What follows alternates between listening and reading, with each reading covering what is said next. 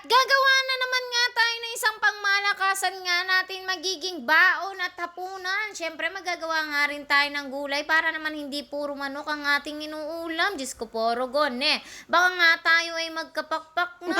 Gigisa nga lang tayo ng pecha at lalaganin nga rin natin ng konting sardinas para naman may sabaw. Naghiwa na nga rin tayo ng isang pirasong sibuyas na sanlaki ng pagmumukha ko. Charis! Dahil nga malaki ang aming sibuyas, isa na nga lang din ang gagamitin ko sa 2 putahe nga na ating lulutuin. Sobrang mahal nga ng bilihin Diyos ko porogo, talaga naman sumabay pa tong sibuyas. Hindi ko na nga rin itong lulutuin para na nga hindi ako maagang magigising bukas nga ng umaga. Dahil nga yung aming gulay ay talaga nga naman ngayon namin nung ulamin at yung chicken pastil namin ay bukas ay magiging baon na nga rin namin at magiging hapunan na nga rin sa gabi. Naghiwa na nga rin ako ng isang katerbang sili at lalagyan pa nga rin natin ng maraming chili. Ay, Diyos ko porogo, ewan ko na lang kung hindi magsiusok ang kanilang tenga. Umpisahan ko na nga igisa ang aming chicken pastil para naman sa ganun ay meron na nga ang nauna.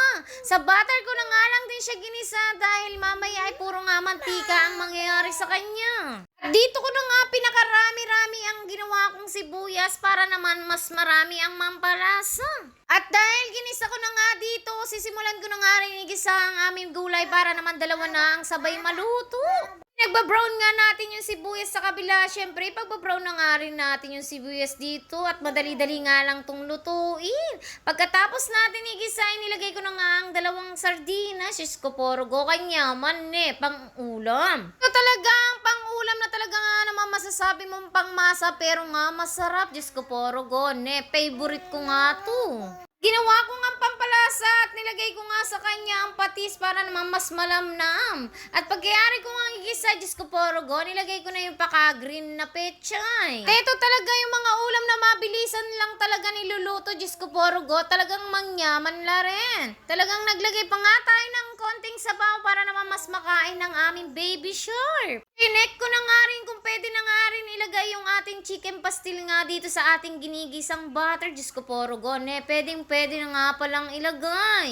Ito talaga ang ulam na kahit napakadami mo niluluto, pero kapag naluto, Diyos ko porogo, kakapiranggut. Kahit na ganun talaga nga naman pag kumuha ka nga sa iyong plato, kahit konti lang ang iyong kinuha, Diyos ko porogo, kanyaman, malasa. O nga lang yan ng ginogo para naman sa ganun ay mamix-mix well together nga talaga. At pagkayari ko nga igogo, nilagyan ko nga rin siya ng isang kaderbang paminta. Diyos ko po, kaparos. Nilagyan ko nga rin siya ng 2 pirasong laurel at nilagay ko na nga rin yung isang katerbang ang sili. Diyos ko po, kaparos na talaga at kanyaman. Nilagay ko na nga rin yung sarili ko kapag tinutoyo ako. Diyos ko po, Rogone, wag mong pakarami, baka nga umalat. Tansya nga lang yung mga ingredient nga na nilagay natin base nga sa ating kalasahan dahil kanya-kanya nga tayo ng panglasa. Tinignan ko nga tong pangalawa ko niluto. Diyos ko porogo, talaga nga naman nilagay ko dito yung mga buto-buto nga sa manok. Sayang ang lasa.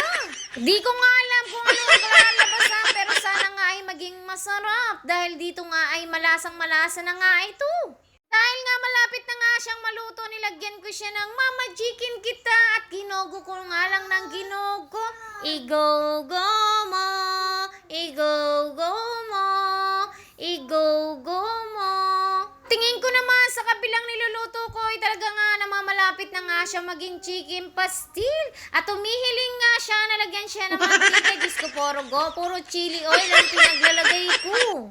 Dagang hangang ginawa ko, talaga nga naman uusok ang kanilang mga tenga. Diyos ko porogo, kanyaman. Ito namang isang niluluto ko ay talaga nga naman lutong-luto na kaya naman pinatay na nga natin.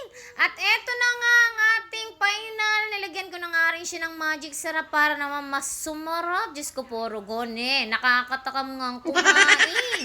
Habang malapit na nga siya maluto ay talaga naman paunti nga siya ng paunti. Diyos ko porogo, 2 kilos nga ang ating niluto pero ito lang ang natira.